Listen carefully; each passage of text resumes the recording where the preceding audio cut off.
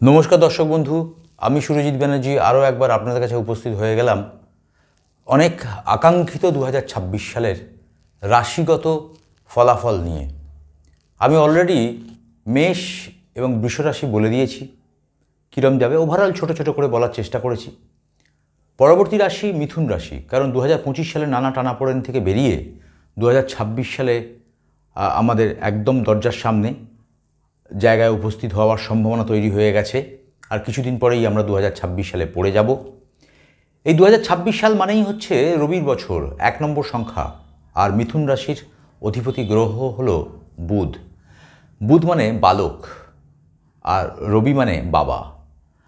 তো বাবার সঙ্গে একটি বালক বা বাবার সঙ্গে সন্তানের যে সম্পর্ক হওয়া উচিত 2026 সালে, সেটাই আমরা দেখতে চলেছি। কারণ আপনারা মাথায় রাখবেন, যদি প্রথমেই আমরা বলি মিথুন রাশি সাপেক্ষে শনির অবস্থান 2026 সালে কোথায় থাকবে, সেটা শনি কিন্তু গোচরে মীন রাশিতে অবস্থান করছে এবং সেটি দশম ভাব, মানে কর্মের জায়গা। প্রথমেই কর্মের জায়গা বলবো। মিথুন রাশি সাপেক্ষে কর্মের জায়গা প্রভূত ভালো হওয়ার একটা সম্ভাবনা তৈরি হওয়ার জায়গা, যা টানাপোড়েন 2026 সালে 4.5-5 মাস মানে লাস্টের দিকে যতখানি ট্রাবল ছিল, সেই ট্রাবল থেকে বেরিয়ে আমার মনে হয় 2026 সালের প্রথম থেকে ভালোই একটা সুযোগ পাওয়া, কর্মের সুযোগ পাওয়া, যে কর্ম এতদিন হয়নি সেই কর্ম হওয়া, প্রমোশন হওয়া, নতুন কোনো চাকরির সুযোগ পাওয়া, এবং নবমে রাহুর অবস্থান, এবং 2রা জুন পর্যন্ত 2026 সালে বৃহস্পতি মিথুন রাশির ওপরে থাকবে, গজকেশরী বা রাজযোগকারী অবস্থায় থাকবে। সেই জায়গা থেকে 2026 সাল প্রথম অধ্যায় এবং দ্বিতীয় অধ্যায় খুবই ভালো মিথুন রাশির পক্ষে। কর্মের জায়গা, বাড়িতে কোনো মাঙ্গলিক অনুষ্ঠানের জায়গার সম্ভাবনা তৈরি হওয়ার জায়গা তৈরি হতে পারে। বাবার শারীরিক জায়গাটা একটুখানি ট্রাবল হওয়ার সম্ভাবনা, অবশ্যই ডাক্তারের পরামর্শ নেওয়া দরকার।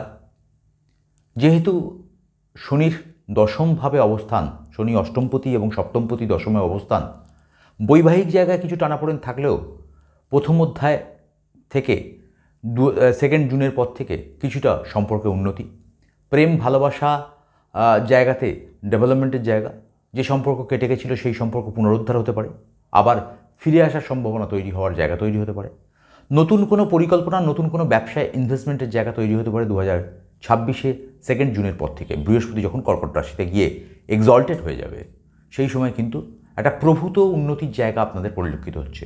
বিদেশ যাত্রার যোগ রয়েছে। সন্তান সন্ততি যারা ভাবছিলেন, প্ল্যান করেছিলেন, তাদের সন্তান সন্ততি হওয়ার যোগ।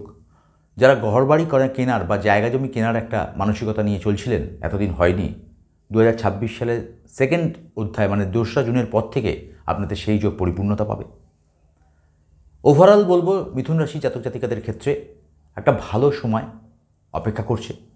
আপনাদের জীবনযাত্রার মান উন্নয়ন থেকে আরম্ভ করে, পড়াশোনা এডুকেশন সেক্টর থেকে আরম্ভ করে, যারা কম্পিটিটিভ এক্সাম দিচ্ছেন, যারা কম্পিটিটিভ এক্সাম দেওয়ার চিন্তাভাবনা করেছেন, সরকারি পরীক্ষা যারা দিচ্ছেন, অবশ্যই হরোস্কোপ বিচার করা দরকার। কিন্তু তবুও বলবো মিথুন রাশি জাতক জাতিকা, যেহেতু 2 জুনের পর বৃহস্পতি কর্কট রাশিতে গিয়ে এক্সল্টেড হবে, উচ্চস্থ হবে, পয়সার জায়গা, পয়সার রিলেটেড জায়গা আপনাদের কিন্তু বৃদ্ধি করতে চলেছে।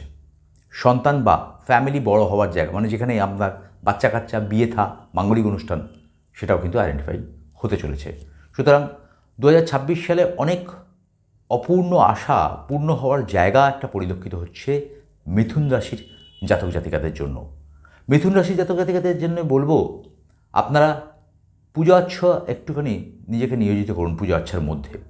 তাহলে দেখবেন, যেহেতু গুরু আপনার চন্দ্রের সঙ্গে কানেক্টেড এই মুহূর্তে, এবং 11ই মার্চ পর্যন্ত গুরু বক্রী অবস্থায় থাকবে, সেক্ষেত্র থেকে হঠাৎ মনে হতে পারে যে ভালো হচ্ছিল, কিন্তু ভালোটা সামনাসামনি দেখার পরেও আপনি গ্র্যাব করতে পারছেন না। ঘাবড়ানোর কোনো দরকার নেই। 11ই মার্চের পর বৃহস্পতি রেট্রোগেশন থেকে বেরিয়ে যাবে। আপনি দেখবেন আপনার এই রাজযোগকারী যে জায়গা, যে আপনার গজকেশরী হয়ে রয়েছে যে জায়গাটায় 2 জুন পর্যন্ত, অনেক অপূর্ণতা পূর্ণতায় পরিলক্ষিত হবে। দেখবেন নতুন প্রেম বা নতুন ভালোবাসা জীবনে হঠাৎ করে এসে যাওয়ার সম্ভাবনা, বন্ধুর দ্বারা উপকার হওয়ার সম্ভাবনা, কারুর সাহায্যে আপনার কোনো পেন্ডিং কাজ, সেই পেন্ডিং কাজ পরিপূর্ণ হয়ে যাওয়ার সম্ভাবনা। যতদিন ধরে লিটিগেশন বা কোনো রকম কোর্ট কাছারির সমস্যায় ছিলেন, সেই জায়গা থেকে 11ই মার্চের পর রাস্তা বা সুরাহা খুঁজে পাওয়ার জায়গা তৈরি হতে পারে। কোনো ইনফ্লুয়েন্সিয়াল মানুষের সাহায্যে আপনার জীবনের পথ সুগম হতে পারে। আপনি দিকভ্রষ্ট হয়ে ঘোরার জায়গা থেকে একটা নির্দিষ্ট লক্ষ্যে পৌঁছানোর তাগিদ যে অনুভব করছিলেন, 2026 সালে 11ই মার্চের পর সেই জায়গাটা কিন্তু পরিলক্ষিত হচ্ছে। শুধু আপনার অধ্যাবসায়, আপনার কর্মদক্ষতা, আপনার ধৈর্য শক্তির পরীক্ষা আপনি দিচ্ছেন। আমার মনে হয় 2026 সালে প্রথম অধ্যায়ে 11ই মার্চের পর থেকে এবং জুন মাসের 2 জুনের পর থেকে আপনার জীবনে অনেক কিছু পরিবর্তন হবে, যা শুভ ফলদায়ক এবং জীবনটাকে আগিয়ে নিয়ে যাওয়ার একটা সম্ভাবনা পরিলক্ষিত হবে। আপনার জীবনের অনেক স্বপ্ন বাস্তবে রূপ নেওয়ার জায়গা পাবে। সুতরাং অবশ্যই ওয়েলকাম করুন 2026 সালকে। ভালো থাকুন, ভালো রাখুন সবাইকে। এই 2026 সালে আপনাদের জন্য আমি বলবো, প্রত্যেক দিন পারলে প্রত্যেক দিন গণেশজির মন্ত্র পাঠ করুন। একদন্ত মহাকায় লম্বদর গজানন বিঘ্ননাশ হরং দেব মকরায় নমো নমো। আবার মন্ত্রটা বলছি, একদন্ত মহাকায় লম্বদর গজানন বিঘ্ননাশ হরং দেব মকরায় নমো নমো। অবশ্যই এই মন্ত্রটি 11 বার বা 21 বার পাঠ করুন।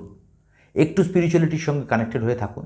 আপনি দেখুন আপনার জীবনে 2026 সালে অনেক কিছু নতুন জায়গা তৈরি করে দেবে, যা আপনি স্বপ্ন দেখছিলেন। অবশ্যই পরিপূর্ণ পাবে। ভালো থাকতে হবে, ভালো রাখতে হবে। নমস্কার।